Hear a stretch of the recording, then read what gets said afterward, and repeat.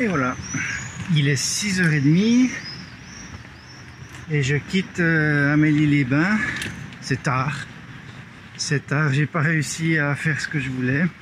De nouveau, je suis un peu chargé là parce que j'ai fait le plein de vivres, d'eau. C'est un peu lourd. Couvert légèrement voilé aujourd'hui. Et orage dès 15h à peu près, donc il faudra juste que je me méfie de ça. Salut Amélie, c'était un bon flirt.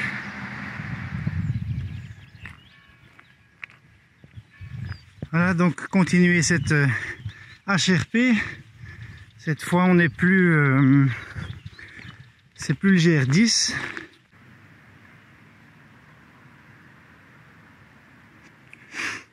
Au programme ce matin, c'est dépoussiérage des toiles d'araignée. Là je fais la place pour tout le monde.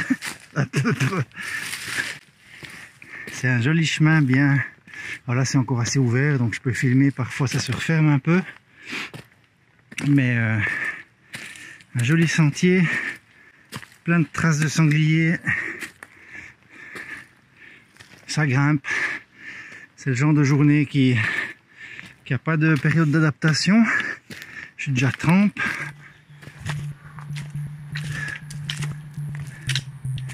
Alors, je me faisais du souci parce que j'ai vraiment pris 2 litres d'eau ce matin.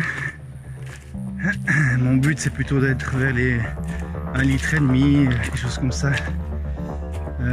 Voilà, mais comme je suis pas encore en montagne, il n'y a pas encore les cours d'eau fréquents vu la fonte des neiges et tout.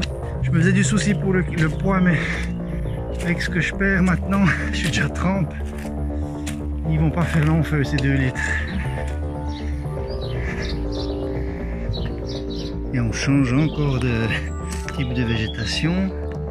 Acer campestre, l'érable champêtre, le hou, des chênes robures.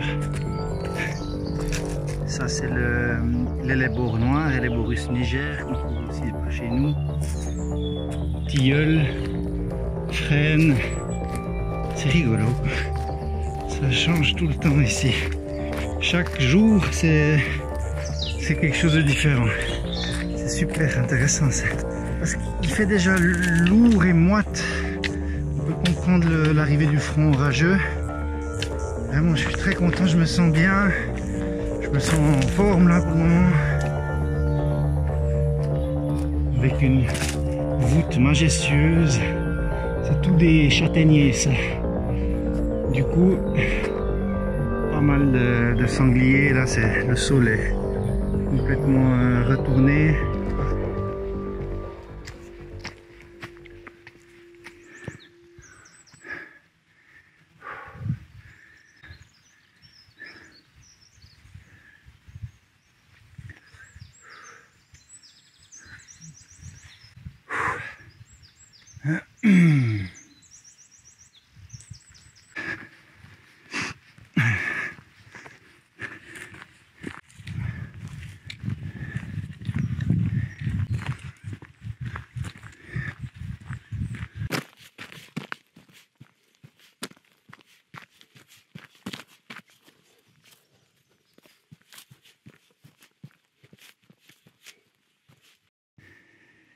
Je vois pas mal de cailloux, ou plutôt de minerais qui contiennent du fer sur le chemin.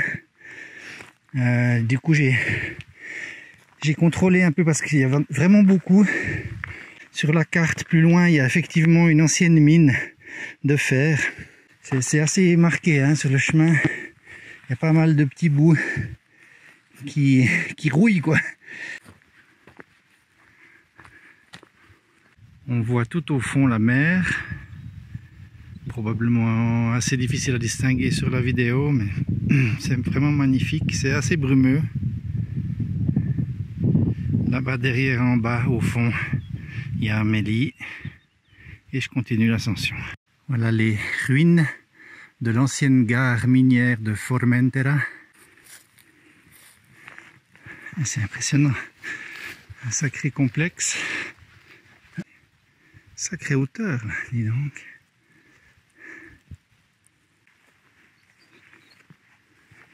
Et des jolies ruches. D'attendre un jour que ça se calme pour faire le Canigou, c'est juste ça qui m'embête un peu. C'est un peu difficile parce que c'est quand même un lieu emblématique. Bon, il fait pas, si on veut, partie du GR10 par exemple, mais la HRP, oui, sur le tracé officiel, ça veut rien dire, de Véron. Bon, j'en ai vu d'autres, hein, des sommets à 2007, mais pas trop envie de perdre un jour. Là, on voit vraiment bien là les traces, hein, de fer dans la roche, d'où l'activité ici.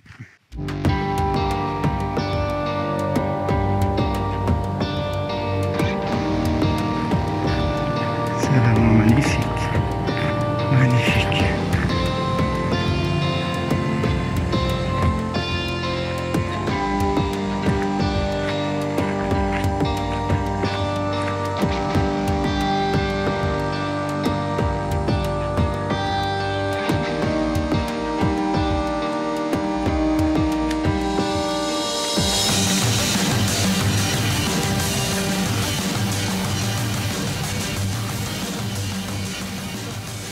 Artung!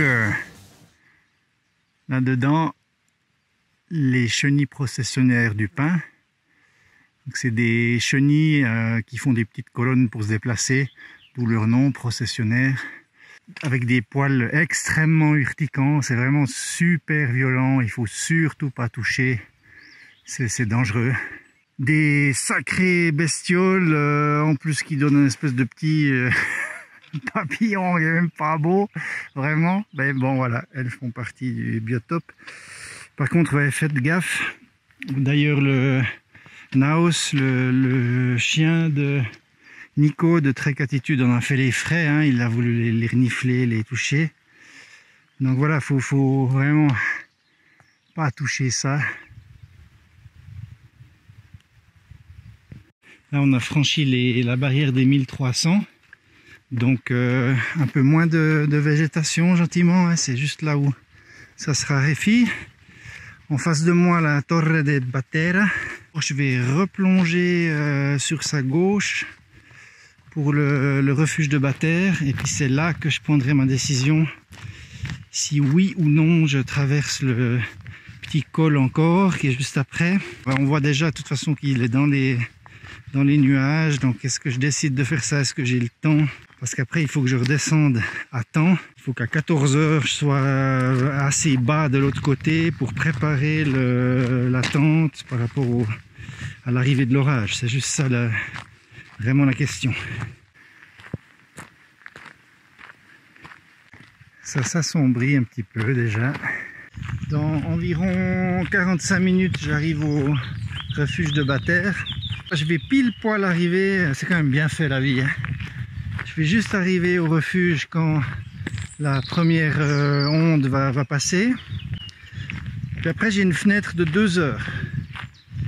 Donc à moi de voir, je vais discuter un peu avec eux, voir le timing qu'il faut pour grimper le col, redescendre un bout, voilà.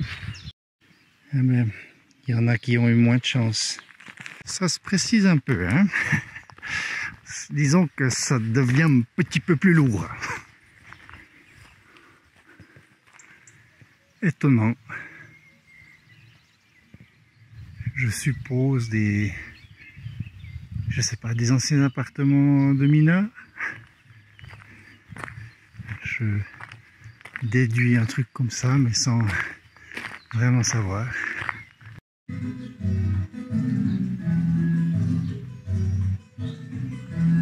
Petit résumé de la situation, c'est parti, j'y vais quand même, là j'ai décidé d'y aller, du coup je vais pouvoir redescendre vers les cabanes, je me réjouis, toutes les cabanes sont fermées en fait finalement, des histoires de punaises de lit, n'est-ce pas? Pour moi ça m'est égal. J'aime pas trop en fait dormir dans ces cabanes compagnie.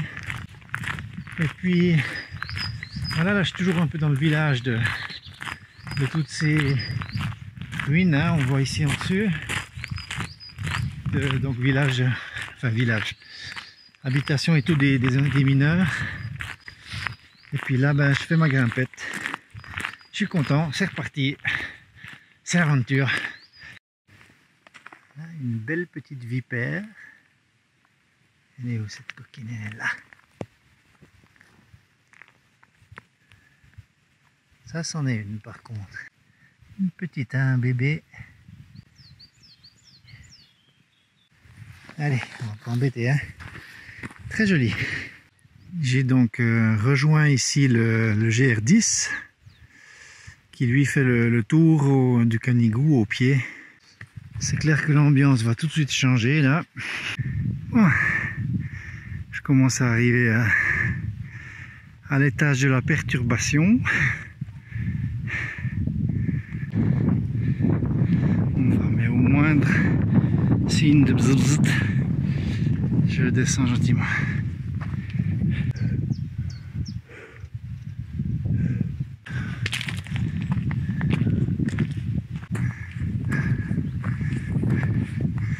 Waouh, ce spot de camping! C'est pas le moment, mais je vais quand même vous faire un petit rasemote pour cette magnifique flore dans laquelle je marche. C'est juste magnifique. Il y a des juniperus.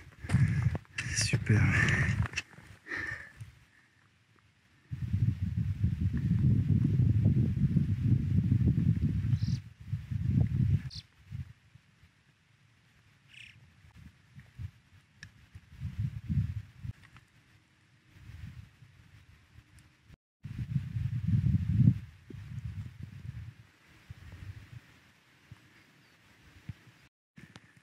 Bon, très bien.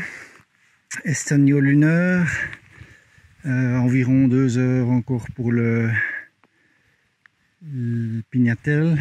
Et puis 13 km, 4h30, disons pour 4h30, il est 1h30. Ça fait 6 heures. C'est pas bon ça.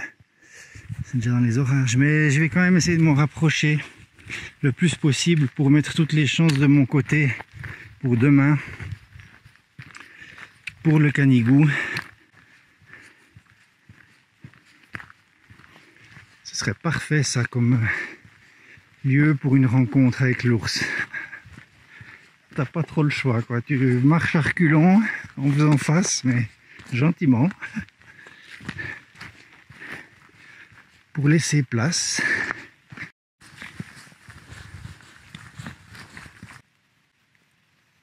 HRP 2072.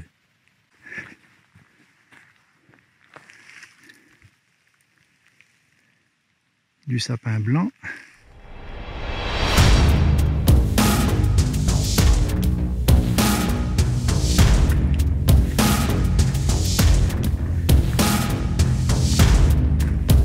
C'est magnifique ici, magnifique. C'est génial.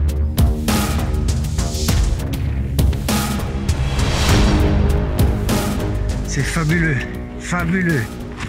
C'est fabuleux, fabuleux, fabuleux. Fabuleux, génial cette forêt. J'adore ça. Qu'est-ce que c'est beau, bon sang. Ah, je suis content. Ah, cette chance quoi. Ah merde.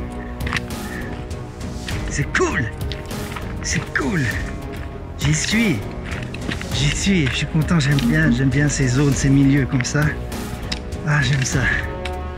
Fabuleux. Mon pied.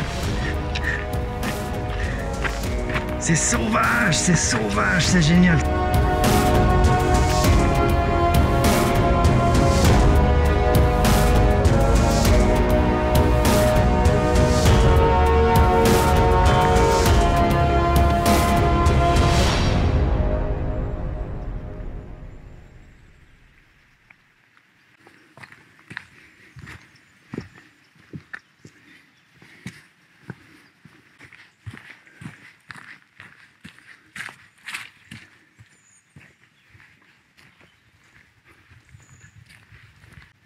Joli chemin dans ces éboulis, c'est magnifique,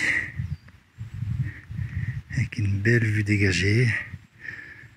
C'est juste le pied total aujourd'hui, fabuleux.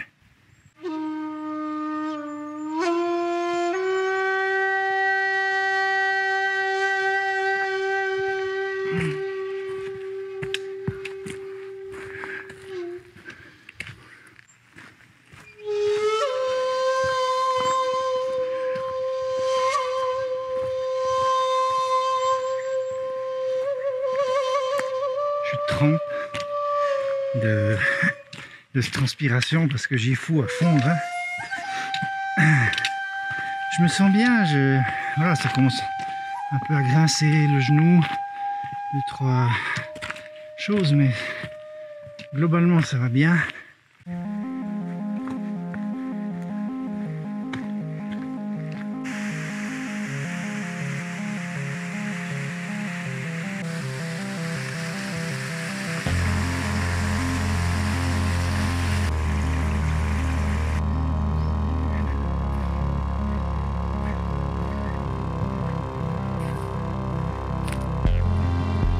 L'orage arrive. Sur l'update, c'était tout à coup pour 4 heures. Il est 4 heures moins le quart. Je suis déjà arrivé à la cabane de Pignatel. Simplement, ça c'est encore un spot possible. Okay, si jamais, là, je peux venir. Bref, Pignatel, bon, toit en métal, juste à côté du seul endroit où j'aurais pu poser la tente. Il y a une espèce de gros évier fontaine en métal aussi. Pas de couverture donc d'arbres ou compagnie, donc ouais, elle pourrait prendre la foudre aussi. Je sais pas, bof, dormir à 2,50 m d'une cabane comme ça, c'est un peu la merde. Là je fonce, j'ai vu un petit coin juste un peu plus loin là, à une demi-heure, 20 minutes là au rythme où je marche, et c'est peut-être ma solution. Il y a un cours d'eau, la pente a l'air moins forte, mais par contre ça peut être que de la caillasse, puis je me suis complètement loupé. Si jamais je reviens en arrière, je me mettrai sur le chemin là carrément. Et merde, c'est très ouli, mais c'est un champ de rodo, ça va pas le faire. Bon, allez, il faut trouver autre chose. Trêve de rigolade. Là c'est pas assez large. En plus, ok. En plus.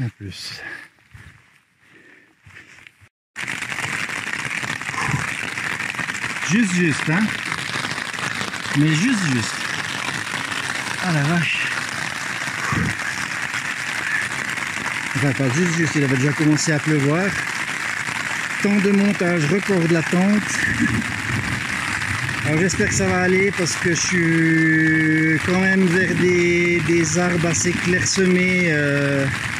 Il y en a à 5 mètres de moi là, un boulot assez important. Voilà, et puis bah, j'ai mes 2 mâts en carbone là. On va voir. Bon, je suis un peu en pente, ça a l'air d'être bien drainé là, ça va. Par contre, j'ai dû vachement ajuster parce que je suis à moitié dans des genêts.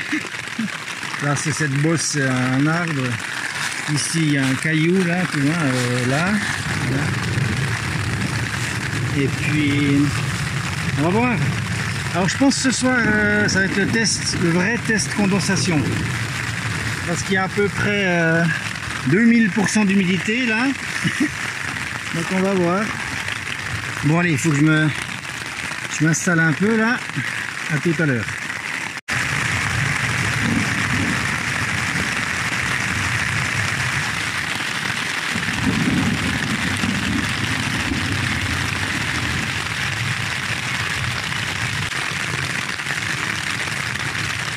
Qu'est-ce qu'on est bien quand on est à l'abri comme ça, c'est cool. Bon, faut que je fasse à manger quand même, hein. Alors, un des désavantages de la duplex, c'est qu'elle est bruyante. Voilà, ça crache, hein.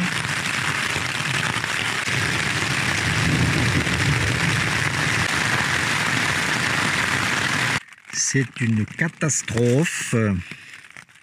Mon bricolage a pété. Trop de contraintes, je pense, sur cette zone. Je vais essayer de réparer avec du duct tape quand même, voir si ça fait l'affaire. On va voir. Bon, ben voilà. C'est réparé. Vive le Scotch Dyneema.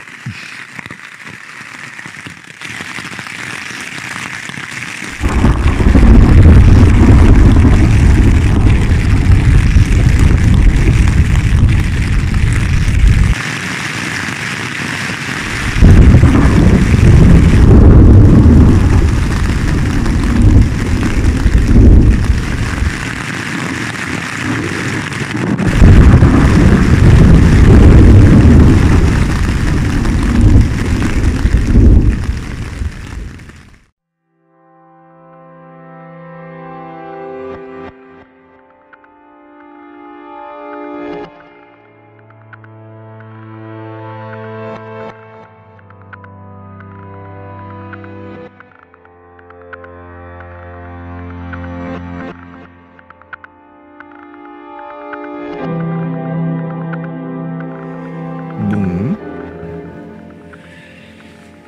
c'est assez frais, j'ai bien dormi, et puis il y a juste eu un nouvel orage qui est venu vers 11h minuit. Ça reprend même pas ce soir, à partir de 1h de l'après-midi, des orages. Allez, petit déjeuner. Il faut que je parte à 6h. Il y a pas mal de tracés à faire jusqu'au refuge Marialès. Je dis refuge Marialès, donc voilà, ça inclut que je dépasse la zone de l'ascension du Canigou. C'est probablement ce que je vais faire parce qu'ils annoncent couvert, bouché, et puis ben, les orages à 1h. Puis en fait, j'ai pas envie de rester 24 heures planté ici. Juste pour faire l'ascension du Canigou. Voilà, ben c'est parti pour cette 5e journée. J'ai quand même fini par dormir dans un champ de rhododendron. Il fait 10 degrés, mais je suis tout humide. Là, j'ai remis ma chemise trempée avec la veste de pluie pour couper le vent par-dessus. Et il y a la mer, génial, excellent. Oui, c'est bien moi. Je porte des lunettes. En fait, normalement, j'ai des soit rien, si c'est des terrains pas compliqués, soit des lentilles jetables. Et comme j'en ai pas pour exactement tous les jours, du coup, j'économise un peu. Puis voilà, j'ai mis des lunettes ce matin, c'était plus simple. Les vaches m'ont pas embêté cette nuit. Il y a juste une qui est venue beugler juste tout près de la tente. Là, je me suis dit, oh non, elles arrivent, elles vont mettre le casin là-dedans. En fait, non, parce que j'étais vraiment entouré de pierriers, puis elles ne pouvaient pas venir. Ah ben, il y aurait une place ici aussi. On sait jamais, hein. Des fois 20 mètres plus loin, il y avait une jolie place. Sinon, ils annoncent des canicules la semaine prochaine, à partir de mardi, qui s'installe jusqu'à 40 degrés. Une canicule déjà qualifiée d'exceptionnelle par les prévisionnistes et par son intensité. Pour Lyon, pareil, on attend une fourchette de 41 à 42 degrés. Désormais, un mot qui fait peur, la canicule annoncée pour la semaine prochaine est remarquable à plus d'un titre. Et puis 37 dans les Pyrénées. Bon, moi je serai en montagne, j'ai cette chance, on verra ce que ça donne.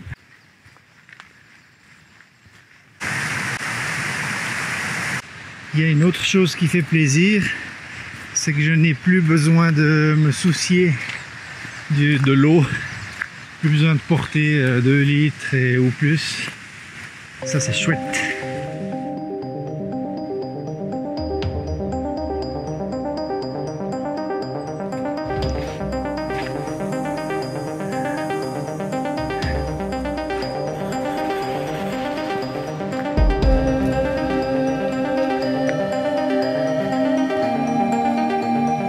Donc je quitte le refuge des Courtalais.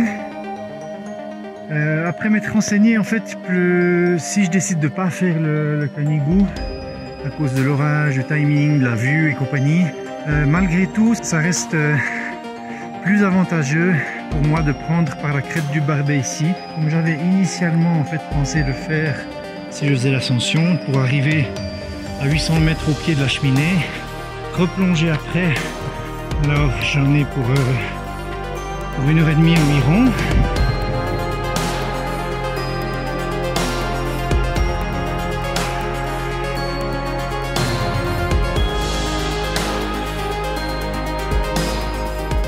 En tout cas, j'y fous, je vous promets. Je suis content de tous les efforts que j'ai fait pour alléger le sac, dans le sens où je croise beaucoup de gens avec des énormes sacs qui ont l'air très lourds, et puis je préfère vraiment alors être dans ma situation. Ça change rien à l'effort parce que t'en fais tout autant, pas juste un peu plus vite, mais peut-être pour l'organisme quand même, je sais pas. Par contre, on entend déjà gronder tout au loin là-bas, bien qu'il y ait le ciel bleu. Je verrai ce que ça donne plus loin visuellement déjà. Voilà le Canigou majestueux qui me regarde droit dans les yeux.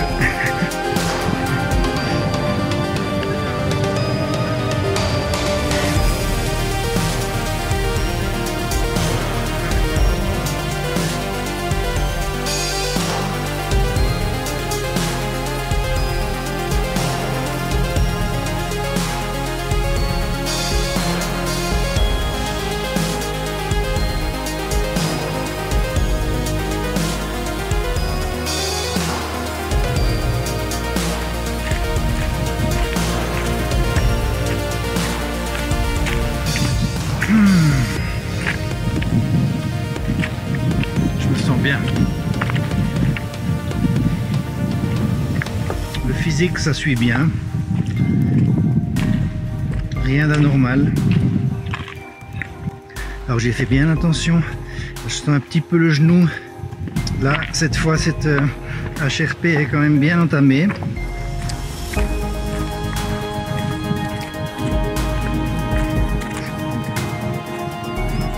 Au revoir Canigou.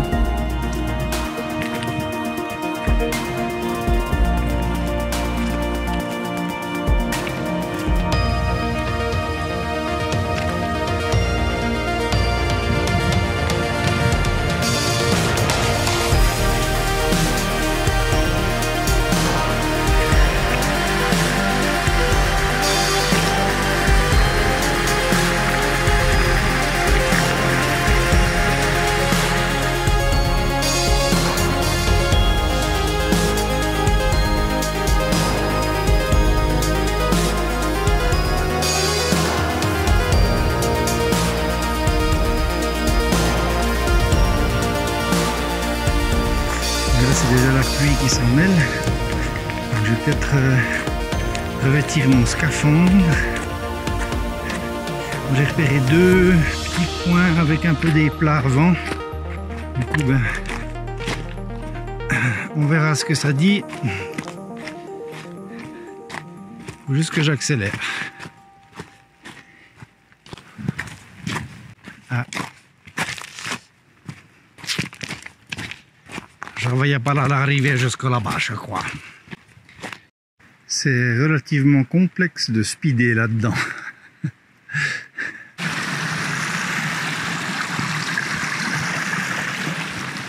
Alors j'ai dépassé le refuge de Marie-Alès.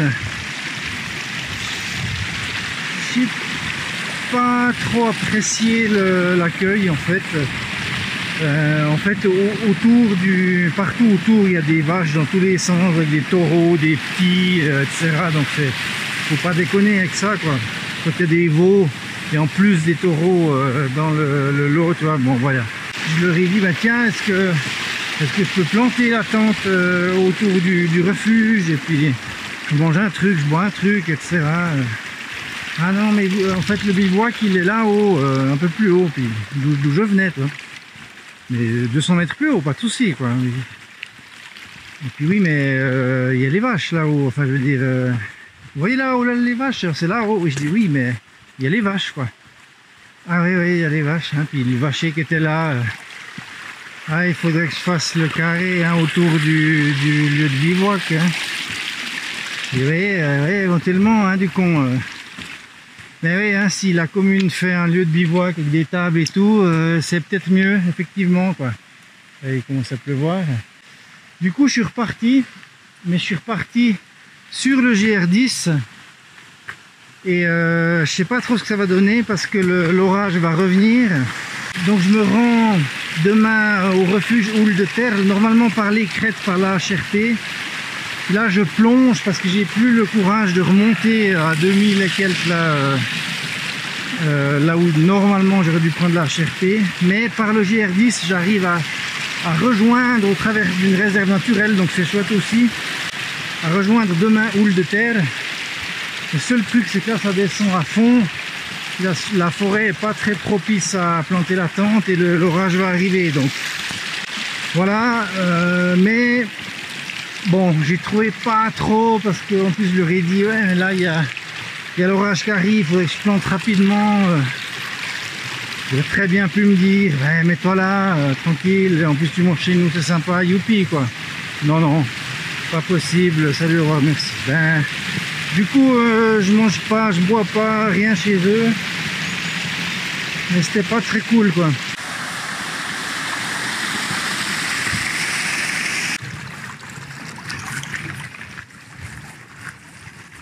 C'est sympa, hein, ces amenées d'eau vers les villages.